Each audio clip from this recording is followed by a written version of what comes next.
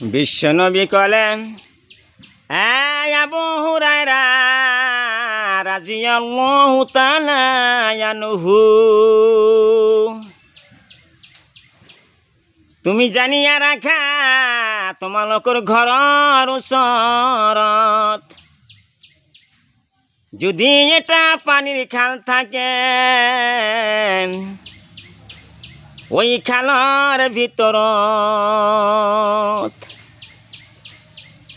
যদি তোমালোকে 5 বাৰ গা ধোৱা, তোমালোকৰ শৰীৰত কি কোনো মলিন থাকিব পাৰে? আবু হুৰায়ৰা ক'লে, ইয়া ৰাসূলাল্লাহ সাল্লাল্লাহু আলাইহি ওয়াসাল্লাম, সোনার নবী গো,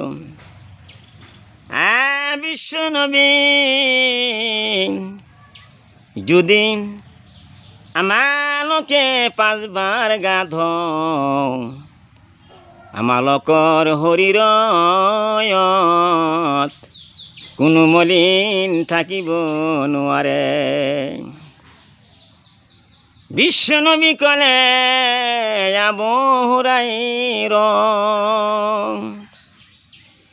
রাদিয়াল্লাহু তাআলা আনহু, তোমালোকে জানিয়া রাখা, যেনেকুৱা 5 বাৰ গা ধুলে শৰীৰত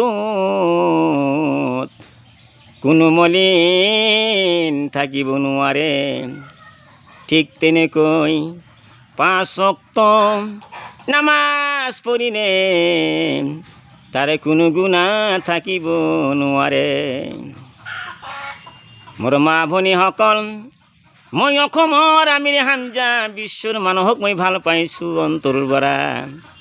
আজি শুক্ৰবাৰ, তোমালোকে গোসল কৰিব লাগিব, গাও পা ধুব লাগিব। শুক্ৰবাৰত গাও পা ধোৱাটো অজীৱ হৈ গৈছে।